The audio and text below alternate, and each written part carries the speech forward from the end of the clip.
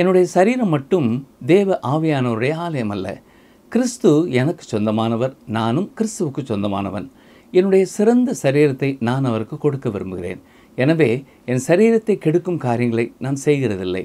இப்படிப்பட்ட ஒரு உறவிலே நான் இருக்கும் பொழுது, நாம் எந்த ஒரு தீர்மானத்தை செய்யும் பொழுதும் இது அவருக்கு விருப்பமா இல்லையா என்பதை சிந்தித்து தீர்மானம் செய்வோம்.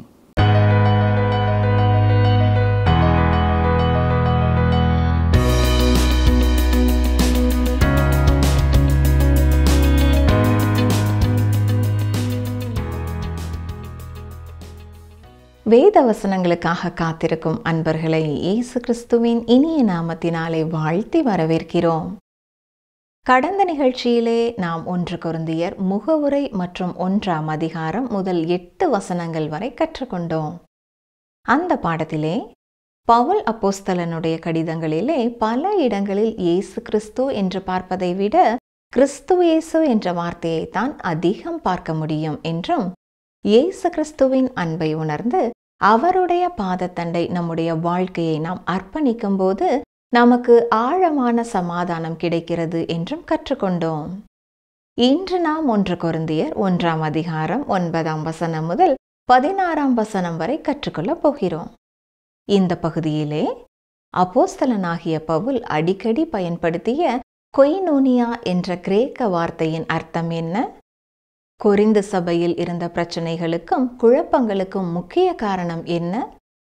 இயேசு கிறிஸ்துவோடு கூட நாம் இணைக்கப்பட்டவர்களாய் செயல்பட வேண்டும் என்றால் அதன் பொருள் என்ன என்பவற்றை ஆழமாக கற்றுக்கொள்ள வேண்டுமா? தொடர்ந்து எங்களுடன் இணைந்திருங்கள்.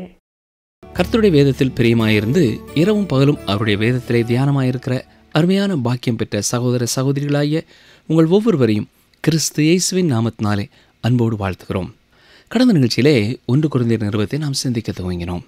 இன்று 1 கொரிந்தியர் 1ஆம் அதிகாரம் 9ஆம் வசனம் முதல் சிந்திக்கப் போகிறோம்.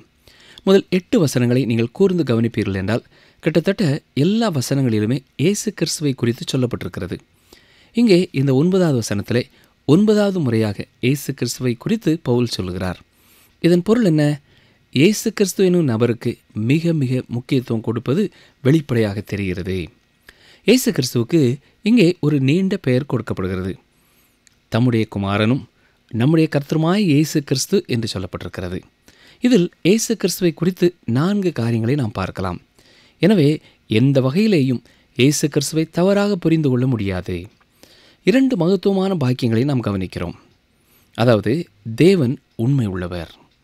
இரண்டாவதாக, தேவனுடைய குமாரர்களோடு கூட ஐக்கியமாக இருப்பதற்கு நம்மை அழைத்திருக்கிறார். தேவன் உண்மை உள்ளவர். மனிதர்கள் எல்லா நேரத்திலேயும் உண்மையாக இருக்கிறதில்லை. விசுவாசிகளும் கூட எல்லா நேரத்திலேயும் உண்மையாக இருக்கிறதில்லை. ஆனால் தேவன் உண்மை உள்ளவர். உங்களை அழைத்த தேவன் என்று சொல்லப்பட்டிருக்கிறது. இது இயேசு கிறிஸ்துவுடனே ஐக்கியமாக இருப்பதற்கு தேவன் கொடுத்த அழைப்பு. இயேசு கிறிஸ்துவோடு தொடர்புள்ள முக்கியமான வார்த்தை ஐக்கியம் என்பதாகும். கிரேக்க மொழியிலே இது கொய்னோனியா என்று சொல்லப்படுகிறது. அப்போஸ்தலனாகிய பவுல் இந்த வார்த்தையை அடிக்கடி பயன்படுத்தி இருக்கிறார். இதற்கு வெவ்வேறு அர்த்தங்களும் இருக்கிறது. 1 கொரிந்தியர் 10ஆம் அதிகாரம் 16ஆம் வசனத்திலே சொல்லும் பொழுது இந்த ஐக்கியம் என்ற வார்த்தையானது கர்த்தருடைய ராப்போஜனத்தை குறிக்கிறதா இருக்கிறது. கவனிங்கள், வாசிக்கிறேன். 1 கொரிந்தியர் 10:16. நாம் ஆசீர்வதிக்கிற ஆசீர்வாதத்தின் பாத்திரம் கிறிஸ்துவனுடைய இரத்தத்தின் ஐக்கியமாய் இருக்கிறதல்லவா? நாம் பெற்கிற அப்பம் கிறிஸ்துவனுடைய சரீரத்தின் ஐக்கியமாய் இருக்கிறதல்லவா என்று சொல்லுகிறார். கொய்னோனியா என்ற கிரேக்க வார்த்தையானது இணைந்து செயல்படுகிறவர்களை குறிக்கிறதாயும் இருக்கிறது. 1 கொரிந்தியர் 1ஆம் அதிகாரம் 9ஆம் வசனத்திலே அந்த பொருளிலே தான் அது கூறப்பட்டிருக்கிறது. பாருங்கள், 1 கொரிந்தியர் 1ஆம் அதிகாரம் 9ஆம் வசனம். தம்முடைய குமாரனும் நம்முடைய கர்த்தருமாய் இருக்கிற இயேசு கிறிஸ்துவுடனே ஐக்கியமாய் இருப்பதற்கு உங்களை அழைத்த தேவன் உண்மை உள்ளவர். எந்த ஒரு சந்தேகமும் இல்லாமல் இது நமக்கு கொடுக்கப்பட்டிருக்கிற உன்னதமான ஒரு ஸ்லாக்கியம். நீங்கள் கிறிஸ்துவுக்குள் இருப்பீர்கள் என்றால், நீங்கள் கிறிஸ்துவண்டை வந்து அவரை உங்கள் இரட்சகராக ஏற்றுக்கொண்டிருப்பீர்கள் என்றால், நீங்கள் அவரோடு கூட இணைந்து செயல்படும்படியாய் இணைக்கப்பட்டிருக்கிறீர்கள். அவர் நம்மோடு இணைந்து செயல்பட விருப்பமுள்ளவராய் இருக்கிறார். எனவே இது இயேசு கிறிஸ்துவோடு ஒரு நெருங்கிய உறவை வெளிப்படுத்துகிறதா இருக்கிறது. இணைந்து செயல்படுவதிலே பல விதங்கள் இருக்கிறது. வியாபாரத்திலே இணைந்து செயல்படுகிறவர்கள் உண்டு. 2 பேர் பட்டாளத்தில் இருக்கும் பொழுது நண்பர்களாக இருந்தார்கள். பட்டாளப்பணி முடிந்து வெளியே வந்த பிறகு 2 பேருமாக சேர்ந்து ஒரு வியாபாரத்தை தொடங்கினார்கள். அதிலே ஒருவர் ஆண்டவராய் இயேசு கிறிஸ்துவை தன் சொந்த இரட்சகராக ஏற்றுக்கொண்டார். அதற்கு பிறகு அவர்களுடைய அந்த இணைந்து செயல்படுதல் கஷ்டமானதாக இருந்தது. மிக அதிகமாக 2 பேரும் செல்வத்தை அதிலே போட்டு அதை இணைந்து நடத்தி வந்தபடினாலே எளிதாக 2 பேரும் பிரிய முடியவில்லை. அதுவும் இணைந்து செயல்படுதல் தான், ஆனால் அது மகிழ்ச்சியான ஒரு செயல்பாடு அல்ல. அன்பு உறவினாலே திருமணத்திலே கணவனும் மனைவியும் இணைந்து செயல்படும்படியாய் இணைக்கப்படுகிறார்கள். இது மிக நெருக்கமான ஒரு உறவை குறிக்கிறது. பழைய ஏற்பாட்டிலே ஒரு வசனம் உண்டு. அதாவது எருதையும் கழுதையையும் ஒரே நுகத்திலே பூட்டி உழக்கூடாது என்று சொல்லப்பட்டிருக்கிறது. ஆனால் இந்த நாட்களிலே பல குடும்பங்களிலே இவ்வாறு எருதும் கழுதையும் இணைக்கப்பட்டு இருப்பதை பார்க்கலாம். அவர்கள் அப்படி இணைக்கப்பட்டிருக்கக்கூடாது. ஏனென்றால் குடும்ப வாழ்க்கை 2 பேரும் இணைந்து இணையாக செயல்பட வேண்டிய ஒரு வாழ்க்கை.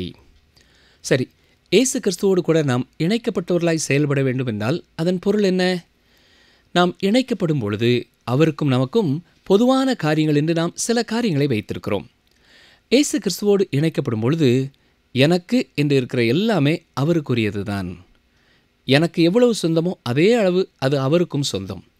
எனவே நான் எதை சொந்தமாக கொண்டிருக்கிறேன் என்பதை குறித்து அவர் ஆர்வமுள்ளவராய் இருக்கிறார்.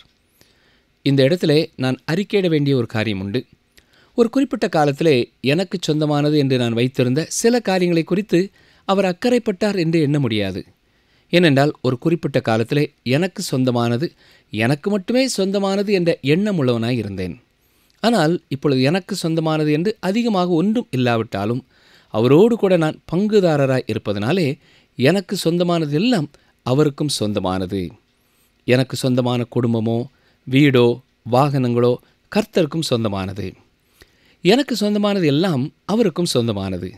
எனவே எனக்கு அவர் கொடுத்திருக்கிற ஒவ்வொன்றிற்காகவும் அடிக்கடி அவருக்கு நான் நன்றி செலுத்திக் கொண்டே இருக்கிறேன். எனக்குரியது எல்லாம் அவருக்கும் உரியதாயும் இருப்பதனாலே அவர் அதை குறித்து அக்கறையோடு பொறுப்பெடுத்துக் கொள்கிறார். எனக்கு உரியவைகள் எல்லாம் அவருக்குரியவைகள்தான். குடும்ப உறவிலே பங்குதாரராகும் பொழுது அது வேறு ஒரு காரியத்தை குறிக்கிறது. அதாவது குடும்ப வாழ்க்கையிலே ஒருவரை குறித்து ஒருவர் பொறுப்புள்ளவர்களாக அக்கறை உள்ளவர்களாக இருக்கிறார்கள். அதே போலத்தான் இயேசு கிறிஸ்துவோடு கூட நம்முடைய உறவு இருக்க வேண்டும். ஏசாயா 63ஆம் அதிகாரம் 9ஆம் வசனம். கவனியங்கள், வாசிக்கிறேன். ஏசாயா 63:9. அவர்களுடைய எல்லா நெருக்கத்திலும் அவர் நெருக்கப்பட்டார். அவருடைய சமூகத்தின் தூதனானவர் அவர்களை ரட்சித்தார். அவர் தமது அன்பின் நிமித்தமும் தமது பரிதாபத்தின் நிமித்தமும் அவர்களை மீட்டு பூர்வ நாட்களிலெல்லாம் அவர்களை தூக்கி சுமந்து வந்தார். இந்த வசனத்தை நாம் வாசிக்கும் பொழுது நம்முடைய பலவீனத்திலே அவர் பலவீனமானது போல் காணப்படுகிறது. இந்த வசனம் எப்படி சொல்லப்பட்டிருக்க வேண்டுமென்றால் அவர்களுடைய எல்லா நெருக்கத்திலும் அவர் நெருக்கப்படவில்லை என்று சொல்லப்பட்டிருக்க வேண்டும். அது அதிக கருத்துள்ளதாக இருக்கிறது. அதாவது நான் தடுமாறி கீழே விழும்பொழுது அவரும் தடுமாறி கீழே விழுகிறவர் அல்ல. என்னுடைய குருட்டாட்டத்தையும் என்னுடைய அறிவீனத்தையும் என்னுடைய பலவீனத்தையும் அவர் தாங்கிக் கொள்கிறார். இவ்வாறு செய்வதனாலே அவர் பலவீனமாகிறதில்லை. இல்லை பிரியமானவர்களே, அது தவறான ஒரு போதனை. எத்தனையோ முறை நானும் தவறு செய்திருக்கிறேன், இடறி விழுந்திருக்கிறேன், துணிந்தும் செய்திருக்கிறேன். ஆனால் என்னுடைய ஆண்டவர் என்னை அப்படியே விட்டுவிடவில்லை. எல்லா சமயங்களிலேயும் அவர் எனக்கு உதவி செய்யும்படியாய் வந்திருக்கிறார். என்னுடைய பலவீன சூழ்நிலையையும் அவர் அறிந்து புரிந்து எனக்கு உதவி செய்கிறவராய் இருக்கிறார். இது எத்தனை அருமையானது இல்லையா? இயேசு கிறிஸ்துவோடு கூட நாம் பங்குதாரராகும் பொழுது அதுவே நம்முடைய வாழ்க்கையின் பிரச்சனைகளுக்கு பதிலாக இருக்கிறது. 1 கொரிந்தியர் 1ஆம் அதிகாரம் 9ஆம் வசனத்தோடு கூட அவருடைய வாழ்த்து செய்தி நிறைவடைகிறது. 1 கொரிந்தியர் 1ஆம் அதிகாரம் 10ஆம் வசனம் முதல் 15ஆம் அதிகாரம் 58ஆம் வசனம் வரைக்கும் மிக வித்தியாசமான ஒரு கோணத்திலே இந்த கடிதம் எழுதப்பட்டிருக்கிறது. 1 கொரிந்தியர் 15ஆம் அதிகாரம் 58ஆம் வசனத்திலே சொல்லும் பொழுது, ஆகையால் எனக்கு பிரியமான சகோதரரே, கர்த்தருக்குள் நீங்கள் படுகிற பிரயாசம் விருதாவாயிராதென்று அறிந்து நீங்கள் உறுதிப்பட்டவர்களாயும் அசையாதவர்களாயும் கர்த்தருடைய கிரியையிலே எப்பொழுதும் பெருகுகிறவர்களாயும் இருப்பீர்களாக என்று நிறைவு செய்கிறார். இந்த ஆகையால் என்ற வார்த்தையிலே 1 கொரிந்தியர் 9ஆம் அதிகாரம் 10ஆம் வசனம் முதல் 1 கொரிந்தியர் 15:57 வரைக்கும் சொல்லப்பட்டிருக்கும் காரியங்களை உள்ளடக்கி அந்த முடிவுரையை சொல்கிறார். கர்த்தரை நேசிக்கிறவர்கள், கர்த்தருக்கு தங்களுடைய வாழ்க்கையை ஒப்பு கொடுத்தவர்கள் ஒவ்வொருவரும் கர்த்தரை நம்முடைய பங்குதாரராய் கொண்டிருக்கிறோம் என்பதை மறந்து போகக்கூடாது. ஒவ்வொரு நாளின் பிரச்சனைகளையும் நாம் சந்திக்கும் பொழுது அவரை நம்முடைய பங்குதாரராய் கொண்டவர்களாகவே சந்திக்கிறோம். எனவே எல்லா சூழ்நிலைகளிலேயும் அவரே நம்முடைய ஆதரவாளராக, நம்முடைய பாதுகாவலராக, நமக்கு உதவி செய்கிறவராக அவரை நாம் சார்ந்து கொள்ள முடியும். ஏனென்றால் நான் கடந்து வரும் எல்லா காரியங்களிலேயும் அவரும் பங்குதாரராய் இருக்கிறார். பிரியமானவர்களே, இதுவே நம்முடைய வாழ்க்கையிலே நாம் சந்திக்கக்கூடிய பிரச்சனைகளுக்கும் குழப்பங்களுக்கும் தீர்வாய் இருக்கிறது. இதோடு கூட 1 கொரிந்தியர் நிருபத்திற்கான முகவுரை அல்லது கர்த்தரை ஸ்தோத்தரிக்கும் பகுதி நிறைவடைகிறது. கொரிந்தியருக்கு எழுதின இந்த நிருபத்தின் மீதி பகுதியிலே திருச்சபையில் உள்ள உண்மையான பிரச்சனைகளை குறித்து நாம் பார்க்க போகிறோம். முதலாவதாக கொரிந்து சபையிலே பிரிவினைகள் இருந்தது. அது அங்கே இருந்த பிரதானமான பிரச்சனை என்று சொல்லலாம். பாருங்கள், 1 கொரிந்தியர் 1 அதிகாரம் 10 வசனம். சகோதரரே, நீங்கள் எல்லாரும் ஒரே காரியத்தை பேசவும் பிரிவினைகள் இல்லாமல் ஏக மனதும் ஏக யோசனையும் உள்ளவர்களாய் சீர்பொருந்தி இருக்கவும் வேண்டுமென்று நம்முடைய கர்த்தராய் இயேசு கிறிஸ்துவின் நாமத்தினாலே உங்களுக்கு புத்தி சொல்லுகிறேன். கவனித்தீர்களா? இங்கே மீண்டுமாக இயேசு கிறிஸ்துவை குறித்து சொல்கிறார். இந்த நிருபத்திலே இயேசு கிறிஸ்துவின் தலைமைத்துவத்தை குறித்து மிக அழுத்தமாக பவுல் எழுதியிருக்கிறார். அவருடைய தலைமைத்துவத்தை குறித்து இன்றைக்கும் நாம் அதிகமாக கேள்விப்படுகிறோம். ஆனால் மிக குறைவாகவே அதை நாம் பார்க்கிறோம். இதை குறித்து தான் தனி விசுவாசிகளுக்கும் திருச்சபைகளுக்கும் பிரச்சனை இருக்கிறது. இயேசு கிறிஸ்துவினுடைய தலைமைத்துவத்தை குறித்து பேசினால் மட்டும் போதாது, அவர் உங்கள் தனிப்பட்ட வாழ்க்கையின் ஆண்டவராயிருக்கிறாரா? அவரை உங்கள் வாழ்க்கையின் தலைவராக ஏற்றுக்கொண்டிருக்கிறீர்களா? இந்த 10ஆம் வசனத்திலே அவர் சொல்லும் பொழுது, நீங்கள் எல்லாரும் ஒரே காரியத்தை பேசவும் என்று சொல்லுகிறார். இவ்வாறு சொல்வதனாலே எல்லாரும் ஒரே விதமான வார்த்தைகளை சொல்ல வேண்டும் என்பதல்ல. ஒருவரை ஒருவர் பகைத்து கொண்டு, ஒருவரை ஒருவர் வெறுத்து கொண்டு, ஒருவரோடு ஒருவர் சண்டையிட்டு கொண்டு இருக்கக்கூடாது என்பதை சொல்லத்தான் இவ்வாறு ஆரம்பிக்கிறார். பிரிவினை என்று சொல்லும் பொழுது வெளியே இருந்து பார்ப்பதற்கு ஒரு பிளவுபட்ட நிலைமை இருக்கக்கூடாது என்பது பொருள். இந்த பிளவு காணப்படும் பொழுது அங்கே சண்டைகள் இருக்கிறது. ஒருவரை குறித்து ஒருவர் குறைவாய் பேசுகிற காரியங்கள் இருக்கிறது. ஒருவரை ஒருவர் குற்றப்படுத்துகிற காரியங்களும் பகைக்கிற காரியங்களும் கசந்து கொள்ளும் காரியங்களையும் நாம் பார்க்க முடிகிறது. பிரியமானவர்களே, வேதனையோடு நான் சொல்லுகிறேன், இன்றைக்கும் பல திருச்சபைகளிலே இந்த நிலைமை இருக்கிறது. நீங்கள் கர்த்தரோடு கூட பங்குதாரராய் இருப்பீர்கள் என்றால் உங்களுடைய வாழ்க்கையிலே, உங்களுடைய திருச்சபையிலே அப்படி இருக்கலாகாது. பிரிவினைகள் இல்லாமல் ஏக மனதும் ஏக யோசனை உள்ளவர்களாயும் சீர்பொருந்தி இருக்க வேண்டும் என்றும் கூறுகிறார். இந்த ஏக மனது ஏக யோசனை எங்கே இருந்து வரும்? அது கிறிஸ்துவின் சிந்தையாய் இருக்க வேண்டும். இதை குறித்து பிலிப்பியர் 2 அதிகாரம் 5 முதல் 8 வசனம் வரைக்கும் நாம் பார்க்கலாம். 1 கொரிந்தியர் 1 அதிகாரம் 11 வசனத்தை பாருங்கள். ஏனெனில் என் சகோதரரே, உங்களுக்குள்ளே வாக்குவாதங்கள் உண்டென்று குலோவேயாளின் வீட்டாரால் உங்களை குறித்து எனக்கு அறிவிக்கப்பட்டது. கொரிந்து சபையிலே பிரிவினைகள் மட்டுமல்ல, வாக்குவாதங்களும் இருந்திருக்கின்றன. அந்த திருச்சபையிலே உள்ள இந்த குறையை குறித்து அவர் சொல்லும் பொழுது மிக தெளிவாக யார் மூலமாக இந்த உண்மையை அறிந்து கொண்டார் என்பதையும் வெளிப்படுத்துகிறார். நீங்கள் யாரை குறித்தாவது யாரிடத்திலாவது குறை கூறுவீர்கள் என்றால் இந்த குலோவேயாளை போல நான் தான் இதை சொன்னேன் என்று நீங்கள் சொல்லலாம் என்று தைரியமாக சொல்ல முடியுமா? போதகர் ஒருவர் புதிதாக ஒரு திருச்சபையில் போய் பொறுப்பெடுத்தார். சில நாட்களுக்குள்ளாக ஒரு மனிதர் வந்து மற்றொரு குறிப்பிட்ட மனிதரை குறித்து பல குறைகளை சொல்லி, இதை குறித்து நீங்கள் திருச்சபை ஆலோசனை குழுவில் பேச வேண்டும், அங்கே நீங்கள் அதை கையாள முடியவில்லை என்றால் சபைக்கு முன்னாலே இதை நீங்கள் தெரியப்படுத்த வேண்டும் என்று கூறினான். அதற்கு அந்த போதகர், சரி, எந்த இரவு நீங்கள் வர முடியும் என்று கேட்டபொழுது, நான் எதற்கு வர வேண்டும்? நீங்கள் தான் போதகர், நீங்கள் தான் திருச்சபையின் தலைவர், நீங்களே இதை குறித்து செயல்பட முடியும் என்று கூறினான். அதற்கு அந்த போதகர், நீங்கள் வந்து ஆலோசனை குழுவின் முன்னாலே அந்த குற்றச்சாட்டை தெளிவாக சொல்லாமல் நாங்கள் எந்த விதமான தீர்மானத்தையும் செய்ய முடியாது என்று போதகர் கூறினார். அப்படி என்றால் நானும் வர முடியாது என்று கூறினானாம் அந்த மனிதன். அப்பொழுது போதகர், அப்படி என்றால் அதை நீங்கள் மறந்துவிட வேண்டியதான் என்று சொல்லி கடந்து சென்று விட்டார். குற்றம் சாட்டினவன் மீண்டுமாய் வரவே இல்லை. பிரியமான சகோதரனே, சகோதரியே, யாரை குறித்தாவது யாரிடமாவது நாம் குறைவாய் பேசுவோம் என்றால் தெளிவாக தைரியமாக நான் இதை சொன்னேன் என்று சொல்லுங்கள் என்று சொல்லக்கூடிய அளவு உண்மையை அறிந்திருந்தால் நீங்கள் சொல்ல வேண்டிய நபரிடத்திலே அதை குறித்து சொல்லலாம். இந்த காரியத்திலே கொலோவேயாளை குறித்து நாம் பாராட்டு தெரிவிக்க வேண்டும். அருமையான சகோதரனை சகோதரியே, ஒரு திருச்சபையிலே பாவம் இருக்கும் பொழுது அது ஒரு புற்றுநோயைப் போல இருக்கிறது. அதை குறித்து உடனடியாக செயல்பட வேண்டும். ஆனால் பல வேளைகளிலே நாம் அசைக்கப்படுவதை விரும்புகிறதில்லை, உணர்ச்சி வசப்படுகிறதை விரும்புகிறதில்லை, எந்த பிரச்சனையையும் உண்டு பண்ணுகிறதை நாம் விரும்புகிறதில்லை. மிக அமைதியாக இருக்க வேண்டும். எந்த ஒரு பிரச்சனை இருந்தாலும் அங்கே கொஞ்சம் பவுடர் போட்டு எல்லாவற்றையும் மூடி மறைக்க விரும்புகிறோம். புற்றுநோய் இருக்கும் பொழுது அதை குறித்து செயல்படாமல் மேலோட்டமாக வாசனை திரவியங்களை பூசிக்கொள்வதிலே பயனில்லை. அதே போலத்தான் திருச்சபையில் உள்ள பிரச்சனை குறித்தும் செயல்படாமல் கடந்து செல்வதிலே பிரயோஜனம் இல்லை. பிரச்சனைகள் வெளியே எடுத்து எரியப்படாதவரை திருச்சபைகளுக்கு வாழ்வில்லை. கொரிந்து சபையில் இருந்த பிரச்சனை என்னவென்றால், அங்கே சில விசுவாச குழந்தைகள் இருந்தார்கள். பொதுவாக சிறு குழந்தைகள் அடிக்கடி கூக்குரலிடுவார்கள். சில ஆலயத்திலே ஆராதனைகள் முடிந்தவுடன் இப்படிப்பட்ட கூக்குரல்களை நீங்கள் கேட்கலாம். வளர்ச்சியற்ற கிறிஸ்தவர்கள் இவ்வாறு சத்தத்தை உயர்த்தி பேசிக் கொண்டிருப்பார்கள். 1 கொரிந்தியர் 1:12 உங்களில் சிலர் நான் பவுலை சேர்ந்தவன் என்றும், நான் அப்பல்லோவை சேர்ந்தவன் என்றும், நான் கேபாவை சேர்ந்தவன் என்றும், நான் கிறிஸ்துவை சேர்ந்தவன் என்றும் சொல்லுகிறபடியால் நான் இப்படி சொல்லுகிறேன்.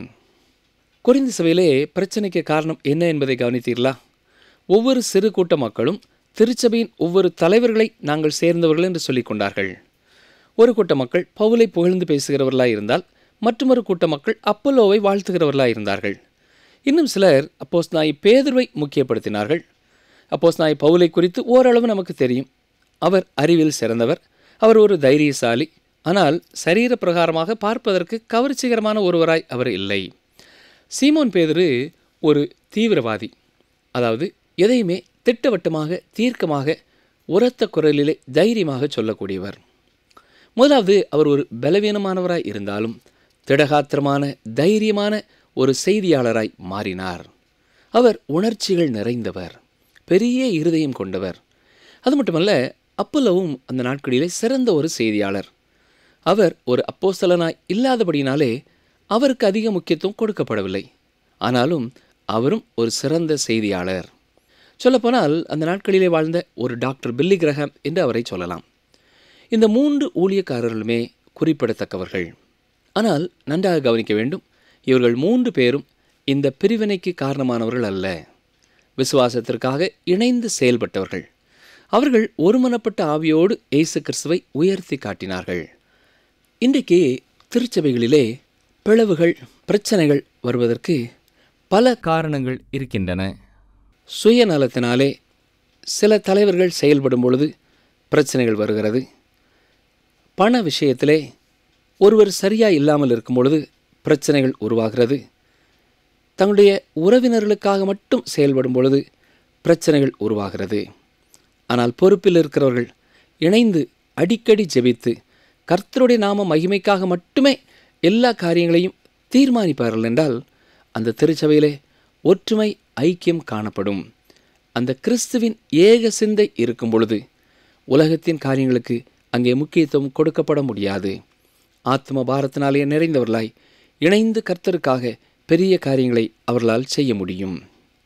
ஆனால் அன்றைய கொரிந்து திருச்சபையின் மக்கள்தான் அந்த பிரிவினைகளுக்கு காரணமாயிருந்தார்கள். ஒரு சிறு கூட்ட மக்கள் அப்போஸ்தலனாகிய பவுலைத்தான் நாங்கள் நேசிக்கிறோம், அவர் ஆவிக்குரிய வாழ்க்கையிலே உன்னதமானவர் என்றார்கள். மற்றும் ஒரு குழுவினர் சீமோன் பேதுருவின் பேச்சு தான் மிக உறுதியான பேச்சாய் இருக்கிறது, உணர்ச்சி ததும்ப மிக தெளிவாக பேசுகிறார் என்று சொல்வார்கள். இன்னும் சிலர் நாங்கள் அப்பல்லோவை நேசிக்கிறோம், அவர் எவ்வளவோ ஒரு சிறந்த பேச்சாளர், எத்தனையோ பேரை அவர் சந்தித்திருக்கிறார் என்று சொல்வார்கள். இவர்கள் எல்லாரும் கர்த்தருடைய பிள்ளைகள், கர்த்தருடைய ஊழியக்காரர்கள் என்பதை குறித்து அவர்கள் எண்ணம் கொள்ளவில்லை. எனவே அதை குறித்து அப்போஸ்தலனாகிய பவுல் அவர்களுக்கு எழுதப் போகிறார். திருச்சபையில் உள்ள பிரச்சனைகளுக்கும் பிரிவினைகளுக்கும் இயேசு கிறிஸ்துவே விடை என்பதை அவர் காண்பிக்கப் போகிறார். இதை கேட்டுக்கொண்டிருக்கிற அருமையான சகோதரனை சகோதரியே, உங்கள் திருச்சபையில் இருக்கிற பிரச்சனைகளுக்கும் விடை அந்த பிரச்சனையிலே முன்னாலே நிற்கிற ஒவ்வொருவரும் தனிப்பட்ட விதத்திலே இயேசு கிறிஸ்துவண்டை வர வேண்டும். கொரிந்து சபையிலே இந்த 3 ஊழியக்காரர்களின் கையிலேயும் பிரிந்திருந்த மக்களை விட 4வது கூட்ட மக்கள் நாங்கள் கிறிஸ்துவனுடையவர்கள் என்று சொல்லிக் கொண்டிருந்தார்கள். அவர்கள் கிறிஸ்துவுக்கு முதலிடம் கொடுத்து அவ்வாறு சொல்லவில்லை, தங்களை மற்றவர்களை காட்டிலும் ஆவிக்குரிய வாழ்க்கையிலே சிறந்தவர்கள் என்பதற்காக அவ்வாறு கூறினார்கள். அருமையானவர்களே, இன்றைக்கு நானும் நீங்கள் வாழுகிற இந்த காலத்திலே திருச்சபையானது திருச்சபைக்கு உள்ளே இருக்கிறவர்களாலேயே அழிக்கப்படுகிறது. வெளியே இருந்து வருகிற எந்த பிரச்சனையும் திருச்சபையை அழிக்கப் போகிறதில்லை.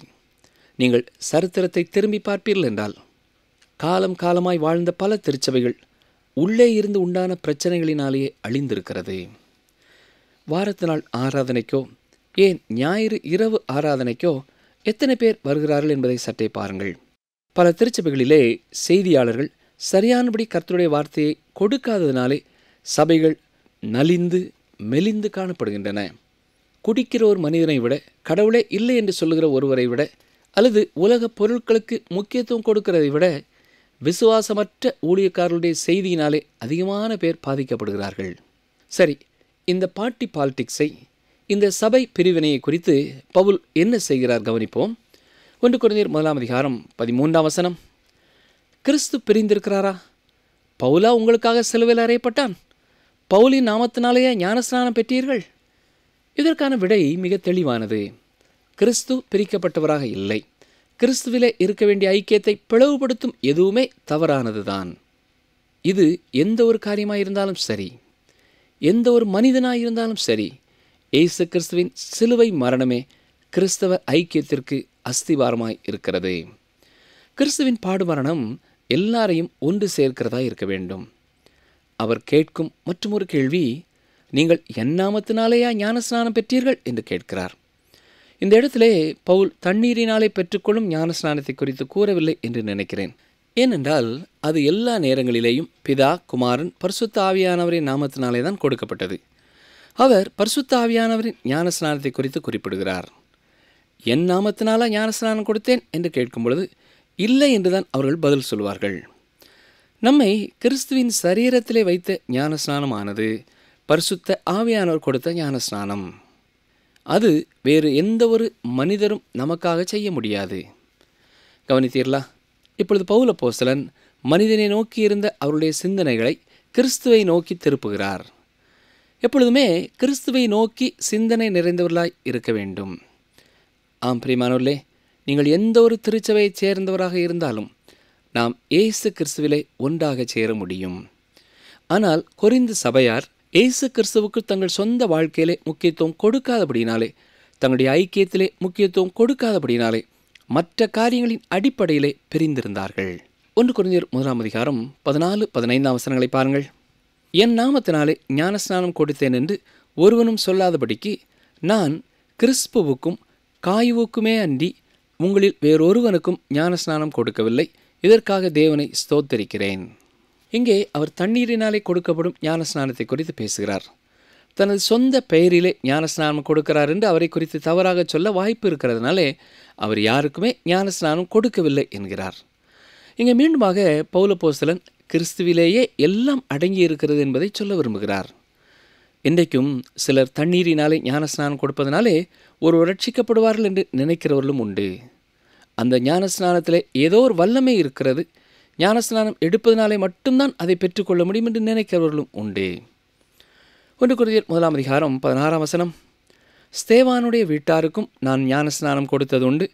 இதுவும் அல்லாமல் இன்னும் யாருக்காவது நான் ஞானஸ்நானம் கொடுத்தேனோ இல்லையோ அறியேன். அவர் ஞானஸ்நானத்திற்கு மிக குறைவான முக்கியத்துவம் கொடுப்பதனாலே யார் யாருக்கு ஞானஸ்நானம் கொடுத்தார் என்பதை கூட அவருக்கு நினைவிலே இல்லை. நிகழ்ச்சியை கேட்டுக்கொண்டிருக்கிற அருமையான சகோதரனை சகோதரியே, ஞானஸ்நானம் உங்களை ரட்சிக்காது. நீங்கள் கிறிஸ்துவின் மேலே வைக்கும் விசுவாசமே உங்களை ரட்சிக்கும். நீங்கள் கிருபையினாலே விசுவாசத்தை கொண்டு ரட்சிக்கப்பட்டீர்கள். இது உங்களால் ஆனதல்ல, இது தேவனுடைய ஈவு. ஞானஸ்நானம் நீங்கள் கிறிஸ்துவை விசுவாசிக்கிறீர்கள் என்பதை வெளி உலகத்திற்கு காட்டும் ஒரு அடையாளம்.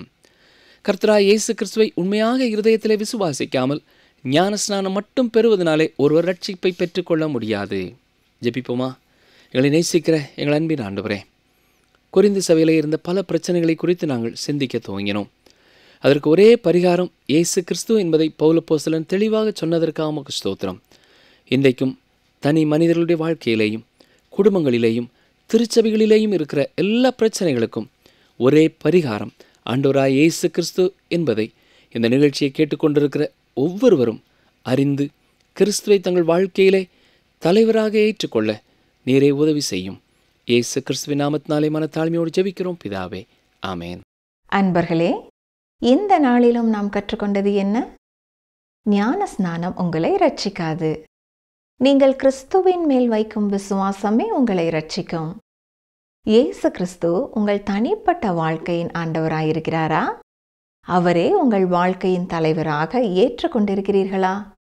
திருச்சபையில் உள்ள பிரச்சனைகளுக்கும் பிரிவினைகளுக்கும் இயேசு கிறிஸ்துவே விடை. திருச்சபையானது திருச்சபைக்கு உள்ளே இருக்கிறவர்களாலே அழிக்கப்படுகிறது. வெளியே இருந்து வருகிற எந்த பிரச்சனையும் திருச்சபையை அழிக்கப் போகிறதில்லை. கர்த்தர் உங்களை ஆசீர்வதிப்பாராக. மீண்டும் அடுத்த நிகழ்ச்சியில் சந்திப்போம். கர்த்தருக்கு பயப்படுகிற ஸ்திரீயே புகழப்படுவாள். நீதிமொழிகள் 31:30.